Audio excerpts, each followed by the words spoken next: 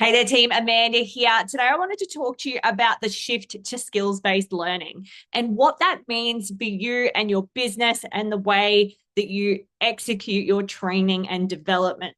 Now, we had this old way of learning, which was based on job titles and static roles, very much siloed. Now, that's officially broken. I'm declaring it. I will die on this hill. Now, here's what the shift to skills based learning really means and how you can utilize it and expedite it to future proof your business. So, just give me the next 5 minutes and I'll walk you through how this shift can help you build a team that's not just qualified on paper or on their job description, but they're so capable and amazing in practice, which is super important. And if you are leading a team or responsible for learning and development in your organization, hit subscribe. We drop fresh practical videos every Tuesday and Thursday that help you build learning that actually sticks. Let's talk about the common approach, the one I said was broken. So for years and years, most businesses, we would hire and train based on roles, titles, credentials, all of those good things. And the assumption was if someone has the title, they've got the skills. That is absolute danger.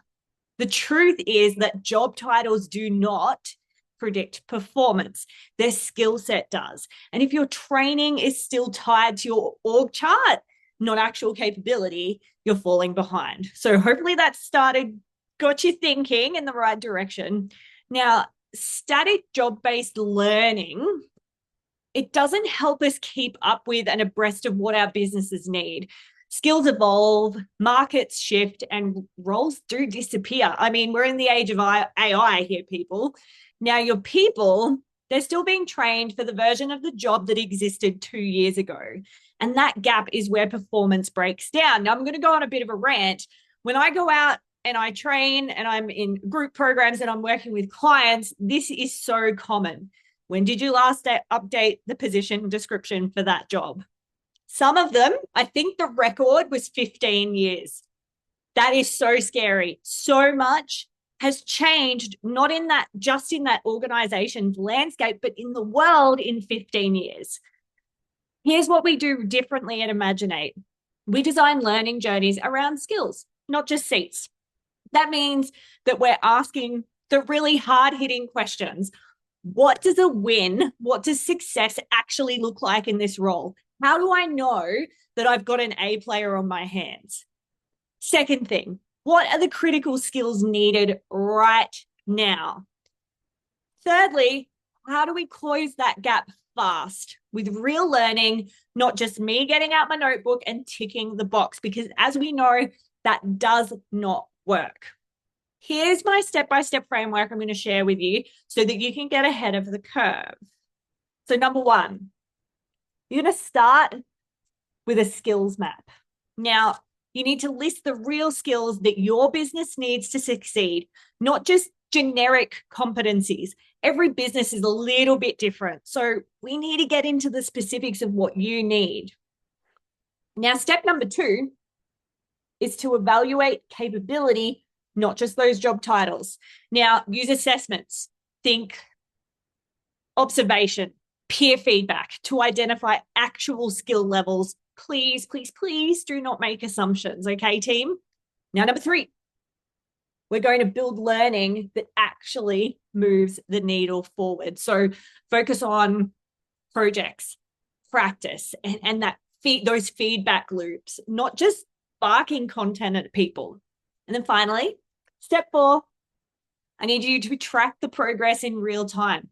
Please, please, please, please, please ditch the annual review model because it's too much time has passed. Use simple tools to track how skills are growing, where support's needed, and you can use my favorite framework in the world. When we're looking at where someone is right now, 2 things they're doing really well and 2 opportunities for them to improve. If we apply that on a daily, weekly, monthly basis, when we're talking about skill set, they can't not improve. They can't not get better. So in my experience, what smart companies are doing, what our clients are doing, they're shifting their behaviors and how they're approaching these things. So they're hiring based on those skills. not just resumes. They're promoting based on capability, not time in the role. And they can use training, which is where we come in, to close any skills gaps as they emerge. Now, this isn't just a trend, team. This is your competitive advantage. So have a think. I'm curious, what is one skill that your business actually needs more of right now? Drop it down below because I'd love to hear what all of you are seeing out in the wild. And hey, if you would like our skills mapping cheat sheet, my gift to you, the tool that we use with our clients to realign learning with what actually drives performance, drop the word skills in the comments below and I'll get it straight across to you. Team, if you believe learning should build capability, not just content, remember to hit subscribe because that's what we're all about building here. And we're just getting started. Thank you so much again for tuning into today's video. And hey, if this gave you a new way to think about how your teams learn, how your teams grow, tag a friend, let them know that this might be helpful. And hey, remember, you can check out last week's video, how to turn your expertise into a high impact training program. It is packed with steps to build learning that actually sticks. And team, until next time, keep dreaming, keep doing, and I'll catch you in the next one.